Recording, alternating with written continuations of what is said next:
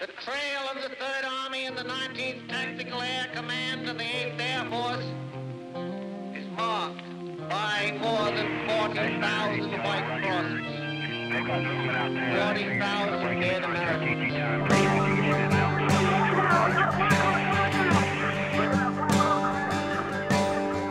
We were young and soldiers called to dedicate our lives in the name of God and country. Do what's just, boys. Go do what's right. A hot band of brothers waiting on our chance to add one more page unto the victory dance. Here am I, Lord, send me, send me. Victory lies in the spirit of the lives of the men who died for me.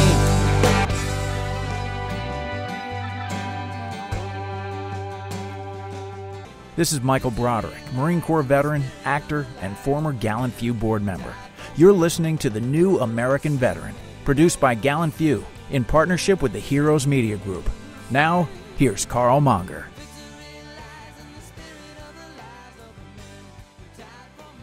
Hey, welcome. It's Carl Monger with Gallant Few's The New American Veteran. It is my pleasure today to welcome Chad Gabriel to the show. He is with Tuthill Corporation. They have this amazing program that or video that they're getting ready to film and produce, and it's called The Search for Aliveness. So, Chad, welcome to The New American Veteran. Thanks for having me, Carl. I'm excited. It is my privilege. Laura Orico, Public Relations, does a great job. She helped us earlier this year with our Run Ranger Run campaign, and she keeps sending me awesome guests to interview, especially ones that have a connection with the veteran space. So again, I appreciate you being on the show. Oh, my pleasure. My pleasure. So you guys, first off, you have a casting call out there right now. You're looking for a veteran. That's right. That has combat experience? Yes, absolutely. Yeah. Okay. So I wanted to throw that out there real quick and then back up and say, tell me who you are and what's Tuthill Corporation and what the heck is the Search for Aliveness? Oh, I love it. Yeah. So my name's Chad Gabriel. I am the Sherpa of Purpose. It's a title that I just got a couple of weeks ago. I get a lot of raised eyebrows when I state that is my new title, Sherpa of Purpose. And, people are like, doesn't that have to do with mountain climbing? And I'm going to write that down. Sherpa, yeah. And it does have to do with mountain climbing. And so I work at a manufacturing company, Tuthill Corporation. We make pumps and meters and vacuum systems and blowers. And yet that's not what I'm here to talk about. That's not what this documentary is about. It's not about our products at all. It happens to be about what our company's purpose is, which is to wake the world. And that's a big, bold statement. And we're not talking about waking North America. We're talking about 7.6 billion people. And when I say waking, what that really means is it's about aliveness. And for us, that's awareness and choice. It's like, what are my options and what do I want to do about that? And that's really integral to our leadership culture here at Tuthill. We have a series of retreats and things like that for people to step into their own, to start to create that life they want to live. And the reason that I'm here talking with you today is that we're doing this documentary series, which we want to basically get this concept of aliveness outside of Tuthill's four walls. So back to my title and the mountain climbing. 7.6 billion people is a lot of people to reach, right? And the Sherpa concept really comes from I'm on this journey. I'm on a climb of this mountain. There's a learning curve involved, and I'm not only leading the journey for Tuthill on the purpose side, I'm also on it. I'm carrying the bags. I'm en route. I'm moving us forward and part of it. And there's a lot of learning to go on here for me, and that's really where my title comes from. I was in branding before this and just stepped into this kind of more dedicated role to our purpose and getting it outside of our four walls.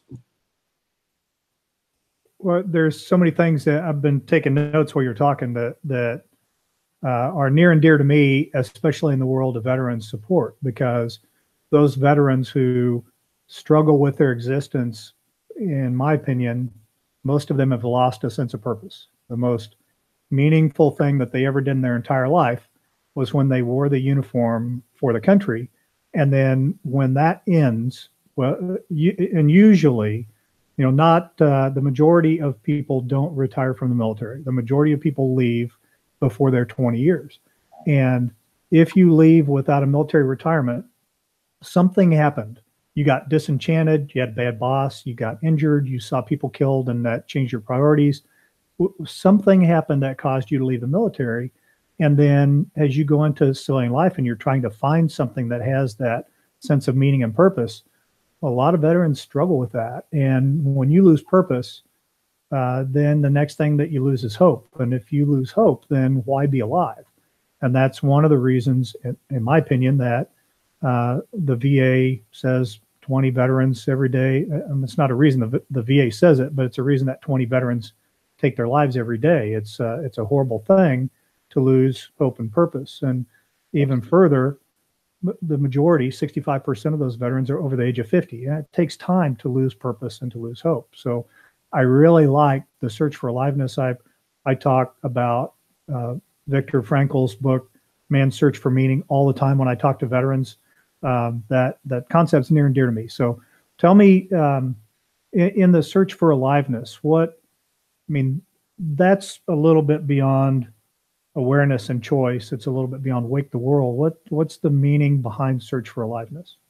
Yeah. So when we talk about aliveness here at Tuthill, we're starting from a place of there are basically 5 pillars of aliveness that we're looking at. And we're not claiming to be experts in aliveness. We're very, very curious about it. And we really believe in how important it is. And so the 5 pillars that we talk about when we talk about aliveness are first and foremost purpose, right? Not in any particular order, but purpose is absolutely a part of aliveness. It's, why do I exist? What am I here for? And it might range from something very kind of altruistic, like change the world, to something very simple, like I want to be a good parent, that kind of thing. Then we go into energy. And so energy has a lot to do with wellness, nutrition. It's kind of our physical capabilities and drive to do what it is that we want to do to achieve our purpose. Then we go into present and engaged. And so present and engaged, it's about being in the moment, not focusing on what happened in the past, not focusing on what might happen in the future, but being here right now, present in the moment, so that, we can kind of listen to what our body's telling us, what our instincts telling us. Things that are involved with that might be the meditation, might be journaling, just real simple things, being present. And then we go into the full spectrum of human emotion. A lot of times when talking about aliveness, people go to, oh, isn't that about happiness and joy? Well, yes. And we look at the full spectrum of human emotion as part of aliveness. And we'll use an acronym that is SASHET. So SASHET, and that stands for sad, angry, scared, happy, excited, and tender. And those are at a high level, kind of the spectrum of human emotion that we're able to feel as a species, which is really cool. And so yeah, we got purpose, connection, energy, being present and engaged, and connection is the last one. And so a lot of that has to do with either connection with other people. It could be a spiritual connection, could be a connection with nature, but it is that connection with something other than yourself. And there's this notion of exchange of oxytocin. So just this hormone or chemical that we have in our bodies that is about connecting with others. And even when we see other people connecting, like when someone holds a door open for someone else, oxytocin is actually released in our bodies because we saw something good happening. And it's almost like a dopamine type of effect where it feels good. So we look at that. And in this documentary is to go explore those things, see if there are other areas that we would say either fit into those categories or categories we're not even thinking about. And we want perspectives from regular people as well as thought leaders. And so, that's kind of a high level of what it is that we're exploring, and why we're doing it is to gather what we're calling a recipe for aliveness. What are the things people do to feel most alive? And it's because we could talk about the theory all day, right? But it's the actionable things that people do to feel alive that we really want to gather and look for, commonalities or unique things that are very powerful to share with our viewers, so they can go take a moment and reflect and try those for themselves. Isn't it amazing that you were talking about being alive isn't just being happy all the time. You can't truly understand happiness unless you've been sad. You can't understand joy unless you've gone through anguish. So there definitely is a full spectrum that is critical towards development for each one of us. One of the terms that you mentioned, I would challenge you to maybe change. We've gone through a transition on this ourselves the last couple of years, because we used to always talk emotional wellness. Okay. Yeah. Wellness to me is a wishy-washy term. But if you talk fitness, if you say, are you emotionally fit? What is your level of emotional fitness? You can measure that in terms of your appreciation for others, your sense of purpose, hope, all of those things. So That's cool. we've scrubbed the term wellness, and we've gone to fitness in everything that we do. Well, that's cool. That's cool. Yeah. And if there is any work that you've done that you could share with us in terms of, I mean, sometimes there's frameworks or structures, ways to, like you said, that you can quantify it. Those are the kinds of things we're looking for to share, because it is such a philosophical concept. Quantifying stuff like that can be really tricky. But if people already put time and energy into how to do that, that would be something that we'd be really interested in exposing and sharing with our viewers. The other thing I liked about your pillars is the present and engaged, be in the moment. Mm-hmm. One of the things that causes a veteran to lose purpose is they're dwelling in the past. Used to be, always did this, somebody got hurt, my fault, all that stuff's behind them, but it influences the way that they think now, which causes them, in their opinion, it makes them react certain ways, whether they get angry or have to take a drink or whatever. But if you're in the moment, you can control your actions right now. Right. And that impacts on what happens tomorrow. So that's a huge part of what we do as well. Okay, so you're looking for a number of people. Right. One of them is a veteran that's seen combat. But tell me some of the other categories, because if I remember right, when I was looking at the casting call list, and we'll put a link up so people can see all of the types of things that you're looking for. But one was somebody that's over 90 years old. You're looking for, I mean, different areas. A veteran could be that, but not primarily you're talking to them because they're a veteran, but because they're over 90, right? Yeah. So at a high level, there is a demographic diversity that we want for this series. You know, we don't want it to be, like I said, just kind of call it the white man's perspective in North America on aliveness. We want this to be a global reach, all different races, all different ages, all different religions, all different ethnicities. And so that's kind of the overarching criteria that we're looking for as we get these candidates in. Now, we're calling these candidates the personas. So these are the types of people that we want applicants and recommendations for. So for those of you listening, it's not just you that I'm talking to. It's like, you know someone who fits one of these. And even if you don't know them, do you know of someone who might fit one of these? You saw them on YouTube, or you just, you know, so those are the kind of leads that we're currently looking for. It doesn't have to be just you, but someone you know or someone you know of. And yeah, so some of the other ones, obviously, so starting with the combat veteran, and, you know, part of this is, it is the person who's seen frontline action, and to even put a more interesting twist on it is, what if it's a veteran who's actually taken someone's life while serving? And for me, that perspective is especially interesting, because here we are talking about aliveness, and then right there, it's like the opposite of it. And how does that affect someone's life when they've taken it? And I'm fully aware of the PTSD and the 22 a day number and all that kind of thing. And so just to hear, though, how these folks cope with it, and also how they numb it on purpose, right? Like you mentioned, there might be drinking involved, there might be addiction. And that's also, even though it's not like the really cheerful side of the story, it's a real big part of the story. And so exploring numbness is also going to be part of this. And so that's kind of the combat role that we're looking for. But we're looking for, we kind of pared it down to about our top, I'd say 10 to 15 personas. And those include, you know, the stereotypical burly dude who does not like to talk about his feelings, but deep down is interested in thinking more deeply, self-improvement, and maybe the spiritual or inner I don't know how to describe it, just the softer side of life. They're really interested in it, but they don't like talking about it. So we want to find that person and understand, like, what's going on there? Why don't you want to talk about it and share that life? We want to explore, you know, connections being one of the pillars. Really interested in finding someone, and I think this is going to be a tough one to find, who lives a life of isolation. They don't want to be around people. You know, they're living off in the mountains in a cabin and there's no one around. They're totally disconnected, which is why I think it'll be hard to find that person. But understanding what aliveness in life looks like without connection.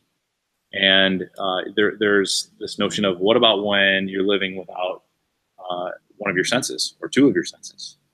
What's life like then, and how do those people find aliveness, as well as living with a disability and overcoming it? So there are so many different facets we're trying to explore, and we know that as we talk to more people, we're going to say, oh wow, it would be cool to find someone with this type of persona or lifestyle, you know, and don't know what those are yet, but these 15 will be a real good start for us, including like we have the celebrity.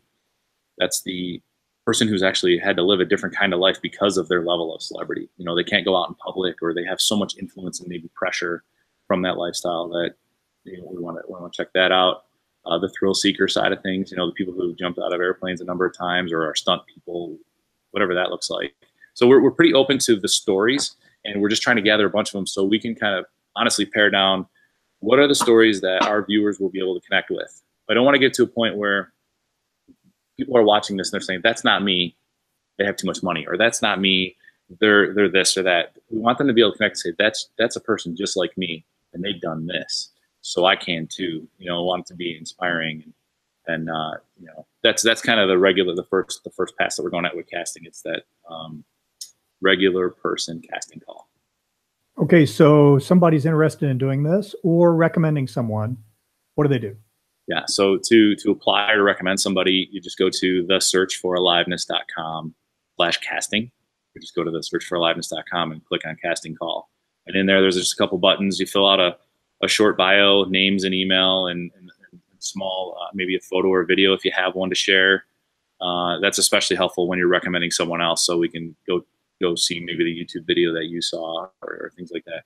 But it's that easy. You just go online and give us some info, and we'll take it from there. We'll start a line of communication with you or the person you recommend, and basically follow up and learn more about the story. The things we'll be looking for, you know, is there going to be an opportunity for us to go to that person and interview them? You know, it's a volunteer opportunity. We're not paying people to do this, and we're also not making money on this. It's really the 600 people that work at Tuthill to make these pumps and meters and stuff.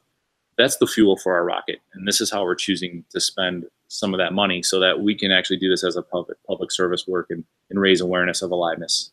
And so that's a pretty cool thing. But yep, thesearchforaliveness.com. And what's the timing? How quickly, or when's the suspense that you're going to stop taking applications? You know, we're not going to stop until we fill each role. So as you see, as you go to the site and you see the listing of the available personas, they'll switch from open to kind of fulfilled. And you know, the idea is that we can fulfill all of them.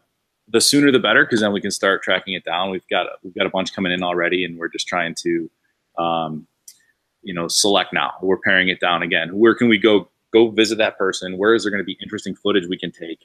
Who are the people that, as they're talking to us, they can show us what they do? It's not necessarily just here's what I do, but come into my kitchen, you know, check and see how I make these cookies, or whatever it is. Like we want to explore a little deeper than just the surface. So. And distribution, how are you planning to share this once you're done? Yeah, so it'll be a web-based docuseries. It'll start out on thesearchforaliveness.com. It'll be on our YouTube channel. We'll probably spin up a Vimeo channel just to have another video platform. And you know, long-term vision, if this goes really well and there's a good interest in it, I'd love to try to get it picked up by, you know, a Netflix or another publishing online agency. Well, very nice. What have I not asked you that everybody needs to know? Wow, that's a cool question. What have you not asked me? So, aliveness. What's the question? Why? I'd say why aliveness? Like, what the heck's up with that in Tuthill? And so, like I mentioned, our purpose is to wake the world. And there's a whole long story that you can find on Tuthill.com about why a Rust Belt manufacturing company that's been around for 125 years cares so much about people. A lot of that has to do with the Tuthill family, and a lot of that has to do with the heritage of this business.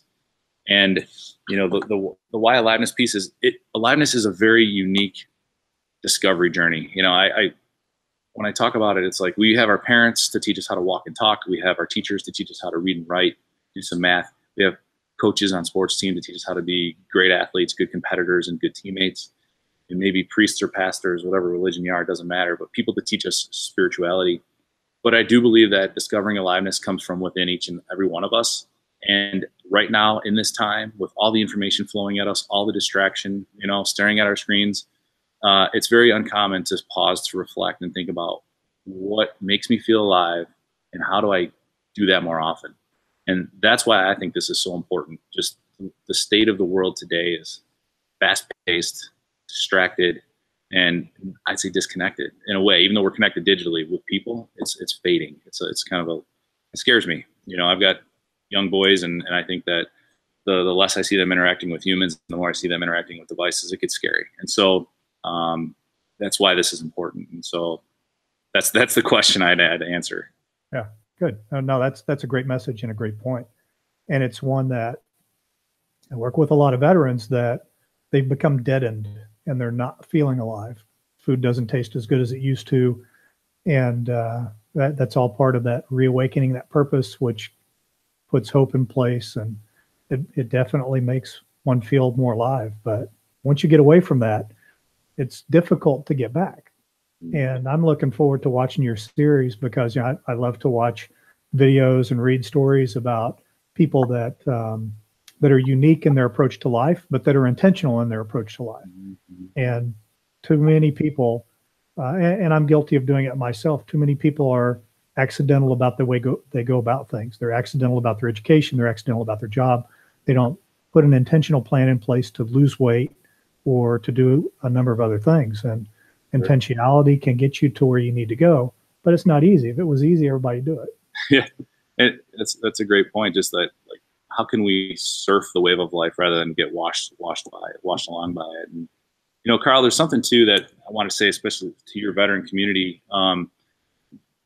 As a civilian I've worked alongside veterans with other veteran volunteer organizations, and when I first started doing that, I was so intimidated to engage in conversations about their experience. Because I didn't know what to ask. I didn't know how they'd respond to me asking, was I being nosy? But I have so much respect and gratitude for those who've served us and given us this wonderful, amazing country to live in, and for us to have a business in here at Tuthill. And it bothered me that I was scared about that, because we're just people, and for me, it's just about being curious and understanding these stories, and the veteran that applies and that we get to talk to and share. I want this to be one of those moments where people can start to understand maybe what is and what isn't okay to talk about, and what's important about actually stepping into that conversation, even though you may not know where to start it. And that's where I want to go with this. I want to try to break down some barriers and clear some of the assumptions that I know I make as a civilian, and I've heard from others they do the same. There's this intimidation thing, but yet we're so grateful for all that these veterans have done for us. And that's a great point, Chad. I'm glad you brought it up. One of the first things you don't ask a veteran is, have you killed anybody? Because and I appreciate that you want to be able to discuss that when you feature that veteran, because being able to live with yourself after having taken a life is not something that I have to struggle with. I never did that. So, but I know a lot of veterans that have and do struggle with it. And I think from a perspective, if you meet somebody who's a veteran, just say, hey, what did you do in the military? What branch of the military were you in? Tell me, what cool experiences did you have? That'll just open up the floodgates and probably get some stories going. Not all of them might be true. I'll caution you on that. Yeah. Wow, that's good tip, and thank you. Thanks for the caution on the other question about taking someone's life. And the problem is, it's like somebody that struggles with alcohol. You give them a drink, and then the whole rest of the day could go the absolute worst possible way. And if you have somebody that is struggling with something they did in the military, and you say, did you ever kill anybody? Then that might set in motion a series of things that turns out to be a very bad day for them. Or even the opposite. If you have somebody that didn't, that might make them feel like their service didn't mean as much because they didn't actually take a life in defense of the country, which is nonsense. Yeah. But that's such a delicate question that you just that's a good one to stay away from. But when you have a longer term conversation with somebody that's trusted, then you can say something like, what's the worst experience that you're willing to share with me, or one of the most emotionally difficult things that you had to go through. That might generate a question you don't or an answer that you never even dreamed of asking, but you might learn something really special out of that. Wow. Yeah, that's fantastic. Thank you. And I'm sure you've talked to a number of veterans and shared stories with each other. And so if there are any, questions that really help to get to the heart of the conversation, I'm not just talking about the taking up someone else's life, but just their experience. I mean, I'd love to hear those too. And maybe offline you could shoot those over, Absolutely. Wow. Cool. Well, Chad, I appreciate you being on the New American Veteran. Thanks for looking for a veteran to include in the search for aliveness. I think that is such a cool project. I'm going to be watching the each one of the episodes as they come out. Great. Yeah, it's been my pleasure, and thank you for having me. This is great that you're extending the reach that you have into the veteran community for us to find someone to share their story. That's amazing. Thank you. Thank you. You have a great summer. Thanks. You too, Carl. See ya. After the original interview was completed, Chad and I continued our conversation, and it was such a good discussion, I decided to go ahead and include it with this podcast. So, I didn't get to ask you on the interview, and I usually love to do this. I just explore what is it that makes you feel alive? Wow, that's not the everyday question that you get. I guess I should have expected to be asked that question by you on the interview. It ended, and I was like, shoot, forgot to ask. So I'm a connector.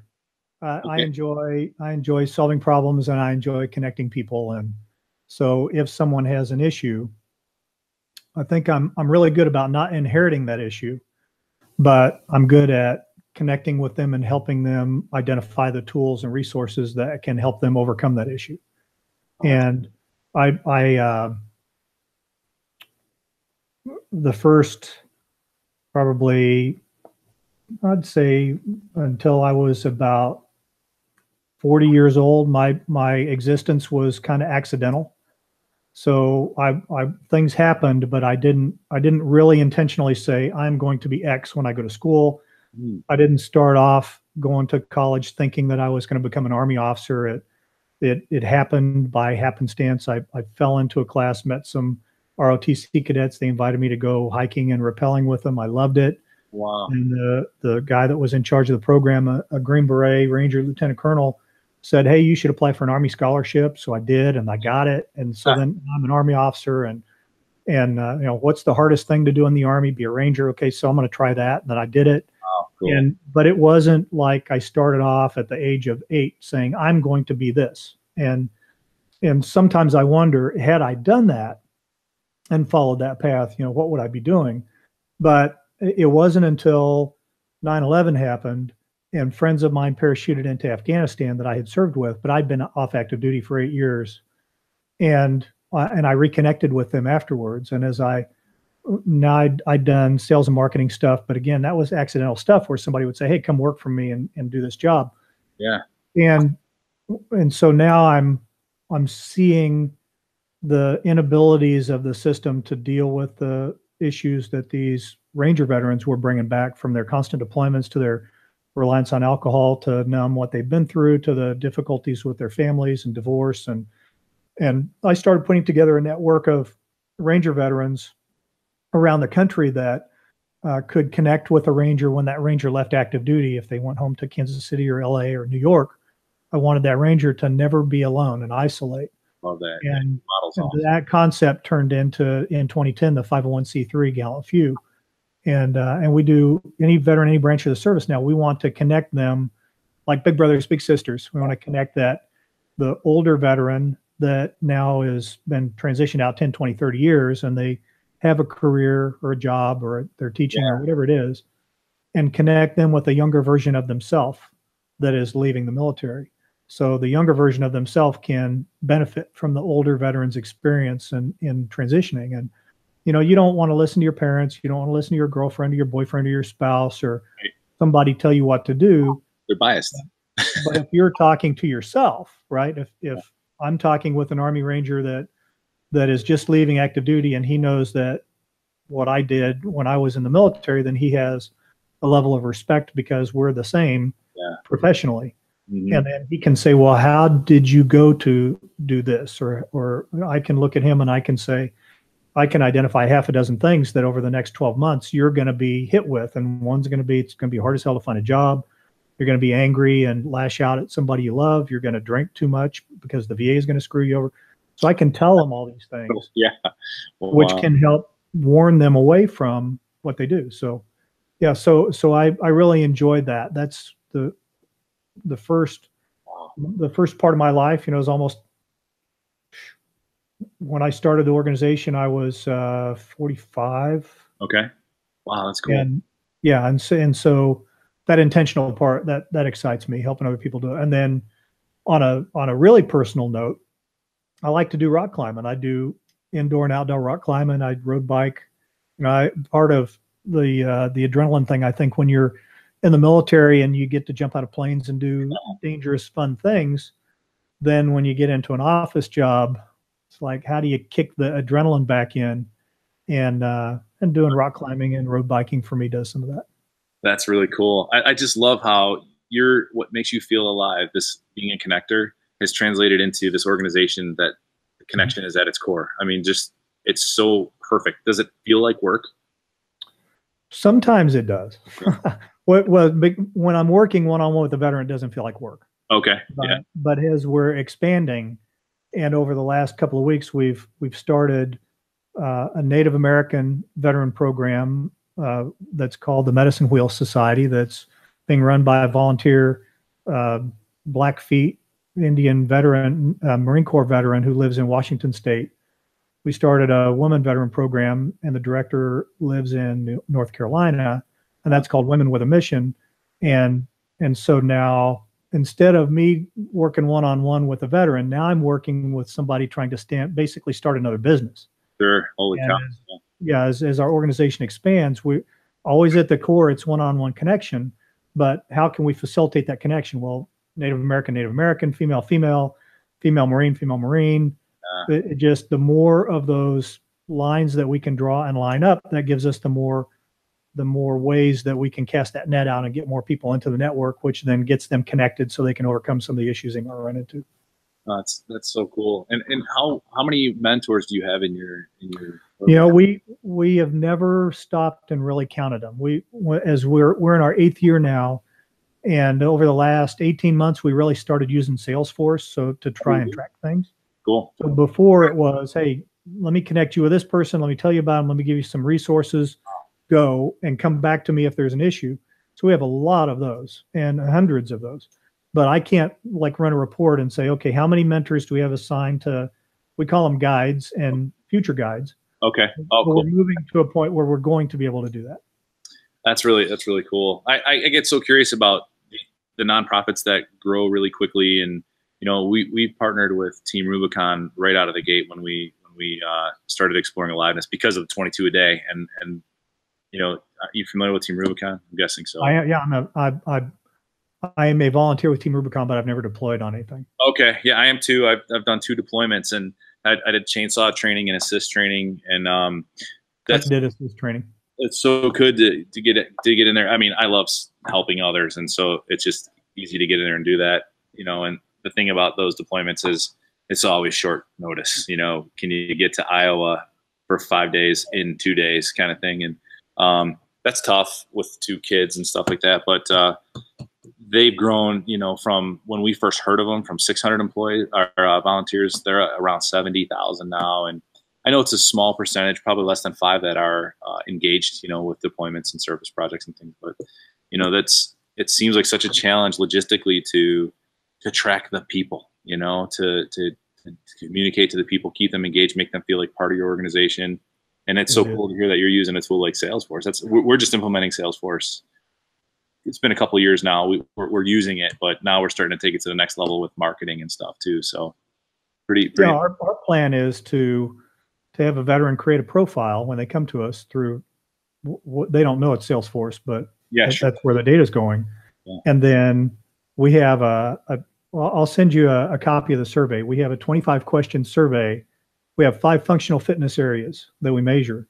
And we call it functional because it has to be usable in daily life or it's not worth messing with. Okay. Okay. And it's fitness because you can measure fitness, and if you can measure it, you can improve it. And the 5 areas, the first and most important one is functional emotional fitness. Mm-hmm. And that's understanding how your subconscious can sabotage your ability to have relationships, to stop bad habits, to achieve objectives, and what can you put in place that will help you move towards your objectives quicker. That's functional emotional fitness. Okay. Functional spiritual fitness, you alluded to that. It's not, are you Catholic or Jewish or Buddhist? It's sense of purpose. It's connection to others. It's what do you do to help other people? How are you connected in your community? Functional social fitness is education on responsible use of alcohol, because most military people, when they go on active duty, they're not taught which wine goes with which cheese, but they're taught to pound beer pretty hard, and Sure. so a lot of them have to be. You have to have an open conversation about it because nobody wants to talk about that. And it's also, how do you make friends? It is the only place that you ever go for fun, a bar. There are other places that you can go and other things you can do to meet people that don't revolve around alcohol. So that's a part of it. Oh. And talking about social media and what nobody's ever given anybody training on social media. What should you share? What should you not share? Why do you have Facebook?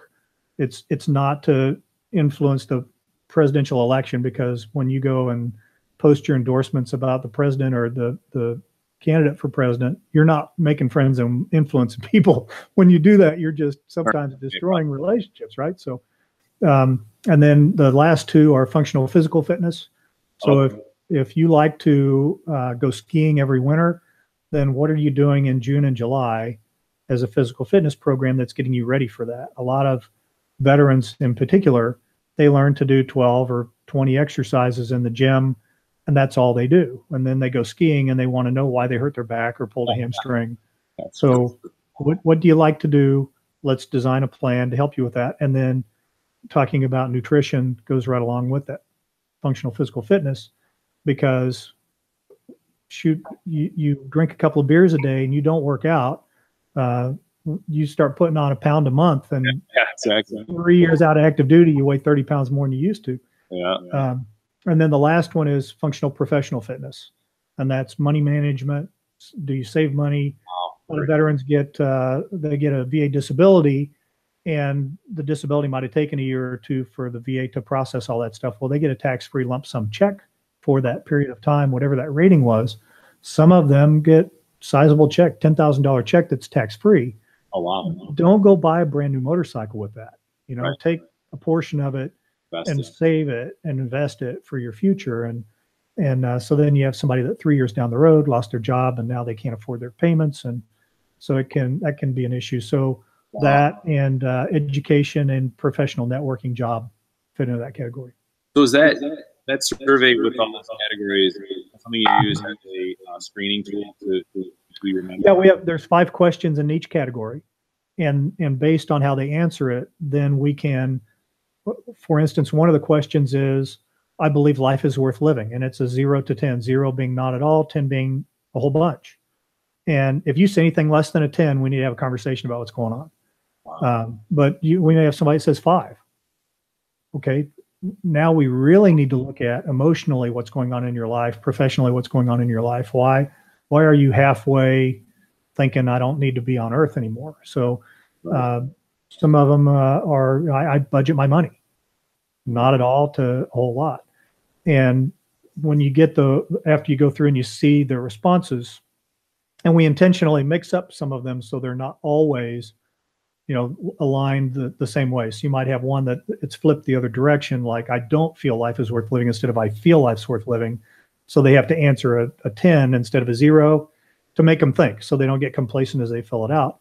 Wow. But then having that conversation, when I get on the phone with a veteran, we walk through that. Okay, here, tell me why you responded in this way, and let me give you 3 resources that can help you with this particular area. If they're volunteering to be a guide, then I might see something in there that says, wow, we really want you to focus on this area because you're so strong in this area. Or did you realize that you are at risk for something else because of a way that you answered a question? And then we just started this 1st of January. So we're starting to get to the point where we're having people go back and take the survey the second time so we can find out, okay, now you've been with us for 6 months. That's awesome. Have we improved any of those measurable areas or not? That's awesome. Yeah, it's so tough to quantify this very qualitative stuff, and I love how you're approaching. That's really cool.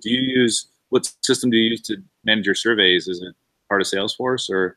Yeah, right now I think we're using Simple Survey. No, it's not Simple Survey. It's Survey Monkey or something that's one of the free add-ons with Salesforce. It's too clunky. We can't stay with that. We have to do something different. But it got us started on it. So we're learning as we do it, and it gives us that basis of conversation with a veteran.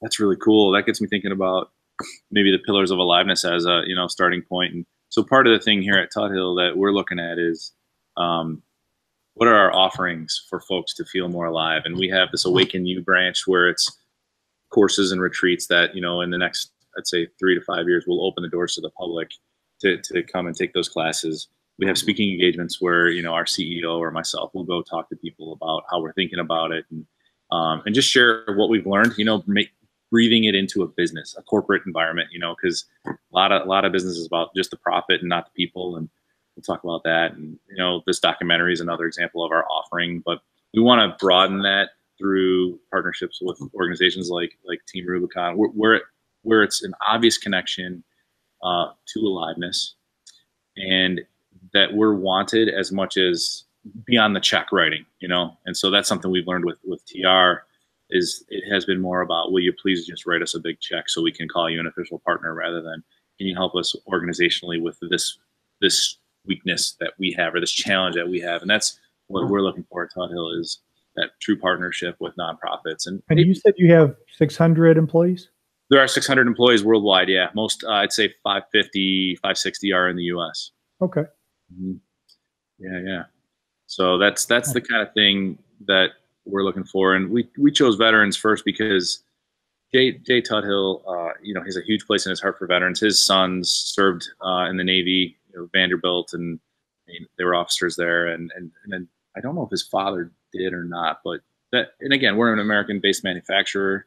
The veterans, defend the turf that we manufacture on, and it made a lot of sense for a lot of reasons at the time. And it hasn't panned out where we thought that our leadership retreats would be really good and I still believe it is. And I can go, if you have a few minutes, I can even tell you a little bit about that. Absolutely. Yeah. So I'm thinking about going into this video and cutting the piece out where I say it's done and moving it to after this, because I'm still recording. Oh, that's cool. Yeah, that's great, man. Whatever you want to do, whatever makes sense there. But so we have these, I'd ask you not to share this next story, but the retreats that we have are 3-day retreats. The first one's about understanding my own impact, and also what we describe as like my essence. Like, what is it that is the most important thing to me that defines me? The second one is about what's my impact in a team environment. And the first one, when I went through it, I was like, get me the heck out of here. I don't need to be fixed. I don't like sitting in a circle. I don't like talking about this stuff. Get me out of here. And that was in 2004. I didn't have any kids yet at the time. And for me, a lot of it was like, how do I get more? How do I be more successful by materialistic stuff? How do I get that bigger house, that faster car, or whatever? It was stupid. It's funny thinking about that, but it was true. And I called it kind of the grass is greener complex. Well, so I went through that, and the guy at the front of the room was like, Chad, I want you to write down exactly what you want in a house, exactly what you want in a car, exactly what you want in a life, and then come back tomorrow. I'm like, that's my homework for tonight, And so I did that and came back and realized very quickly that I had everything that I really wanted. And I was like, this is cool. This is great. This is great. And then I got to focus on and then clear that noise and focus on what was really important, and then creating what I wanted next in my life. And so that kind of sense of life purpose that I gained from that was amazing. And then I got to raise kids with the tools that I learned in that, about awareness and choice and stuff like that. So it's a lot of EQ type of stuff, emotional, intelligence kind of stuff. And so the sense of fire that I felt coming out of there, and that most of our employees feel coming out of these retreats, was like, gosh, if there could be an opportunity for veterans to sit in this, for us to learn about them and them to hear that they're not alone, even with civilians, that we're all struggling in life to some degree, and we are at choice to work our way through it. I still believe deep down that any veteran that goes through this that's in a bad place will take something very positive out of their retreat and start to create. Where do you do the retreats? Well, we do them close to our plants. So here in Chicago, we do it in, where are you at? Dallas. You're in Dallas. So we do them typically in the suburbs of Chicago. We'll do them in Springfield, Missouri, that kind of thing. So we do them locally to our plants, essentially Fort Wayne, Indiana, like I said, Chicago. But the Florida, the second one has taken place in Florida. We're trying to get that a little more local to our plants too. But yeah, it's 12 people at a time in a circle, and it's 2.5 days. And there's a progression. So that's part of the thing that we're working on right now, is to make that available publicly, because we worked with Radical Leadership to create this program, and we're trying to make it our own now so that we can offer it instead of her, and working through those logistics. Well, shoot me when you have a schedule. Shoot that to me, because I've got veterans in all those places. Oh, that's cool. Yeah, that'd be so good. And if it's something that assists your program, even if you had like a mentor pair, the more the guide and the future guide come together, holy cow! I can just imagine, because we do a lot of buddy pair type of stuff in those retreats, and for them to come out with that's how we kind of keep it alive. The buddy pair, even after the retreat, they meet regularly, and we have follow-up calls and meetings to kind of support each other. That's one of the failings of a lot of nonprofits out there, is they may take somebody on this wonderful weekend hunting or fishing or other sporting event, and then afterwards it's like, thank you very much, thanks for your service, see you later, bye. Yeah. And then they go back to whatever existence they had before. Yep. And now it's worse, because they've had this mountaintop experience, and now they're right back in the crap wherever they were before. Gotcha. And so when we do events, and we do hunting and fishing and rock climbing, outdoor rock climbing events, we make every effort to create those pairs with an expectation that after they go back home, they stay in contact and they continue to support each other, and in an emotional way, right? Not a financial way, right? But then no isolation is the biggest thing. You get somebody that goes back and they isolate, that takes them down that dark hole to potentially suicide. So how do you know if they're staying in contact, the buddies, the guides? That's one of the things that we hope to be able to do with Salesforce, is surveys, periodic surveys to do that. Otherwise, it's just anecdotal if we know whether they're connected or not. Oh, wow. Wow. Well, this was awesome. Thank you again, Carl, for sharing so much of what you do over there and helping us with this. I really appreciate it. Send me you asked about some material. Email me your mailing address, and I'll drop a book in the mail to you might like. Okay, cool. I wonder who wrote it. Thanks, Carl. Cool, man. Let's see, I have. You sign it? I will. Thank you. Cool. Common sense transition. That is. Gotta do it different. Would you be open to, when we get to the point where we're working on a book, actually, it's not, we're literally in outline mode right now, but as far as helping me answer some questions about that process. Absolutely. Absolutely. Very cool. That's awesome. And how long did it take to write? It took me about 3 months once I really sat down and started. Yeah. What's it, 240 pages or so? It looks like a little over 300. Over 300? Wow. And that's cool. But once it started, it just kind of it came out. So was it one of those just get a keyboard and start typing, or did you kind of think through the outline and structure first? Well, I did a little bit, but it was more of, I'm just going to start writing. Wow. And as I did it, you'll see when you read it that I flip back and forth between some of my experiences and what I'm doing now. And like I won't bore you with all the details because you get to read it in the book. Yeah. But my father walked out on my family when I was 4. Actually, I just learned I was 3. I couldn't remember how old I was, but I found a picture that shows the date.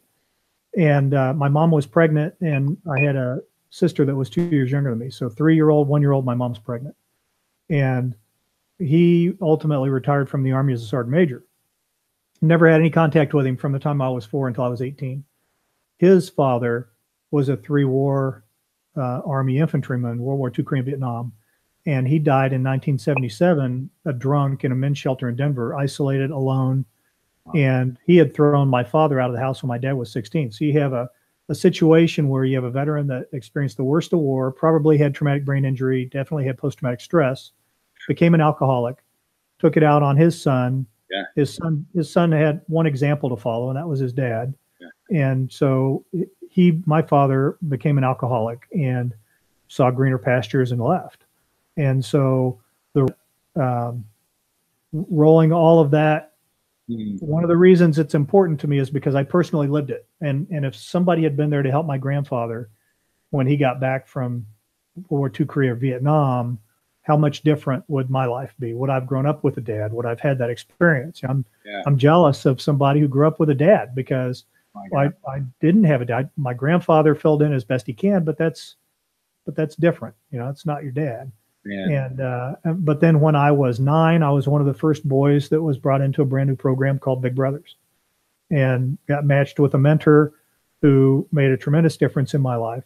And then as soon as I became 18 and I could be a big brother, then I was a big brother for an at-risk youth. And after I left the Army and I kind of fiddled around trying to figure out what I wanted to do, I went and ran the agency that I'd been a kid in for 2 years. So now I had experience on all 3 aspects of a mentoring organization. And then I went back into construction equipment, which is most of what I did after the military. Okay. And so I've taken a lot of principles of that into what the organization is today. Man, it's this organization is not only in your blood, it's like in your soul. I mean, you're talking about something that started with your grandfather's generation and just trying to prevent that for futures. That is so cool, man. Yeah, it's funny because I say the first 40 years of my life were mostly accidental. Now, as I look back at it, it's like, no, it was intentional. It just wasn't my plan. Oh, yeah, absolutely. That's a cool realization, man. Holy cow. Wow. Hey, Chad, it's great to talk to you. You too, man. Thank you so much again, and we'll be in touch. I'll shoot you my email with my mailing address and stuff like that. So great. All right, thank you. Hey, you have a great weekend. You too. Thanks, Carl. Bye-bye. Bye. Then I heard the voice of the Lord saying, "Whom shall I send? And who will go for us?" And I said, "Here am I. Send me." Thanks to Kenny Thomas for permission to use his song Send Me, and to Michael Broderick for the intro. Thank you, Army Ranger veteran, actor, and Gallant Few board member Tim Abel for sending us out with Isaiah 6:8, and thanks to the Jim O'Farrell Band for the Expel song Nowhere. The New American Veteran is a Gallant Few Inc. production. All work is original or used by permission. All rights reserved. Visit www.gallantfew.org for more information or to request to appear on the show.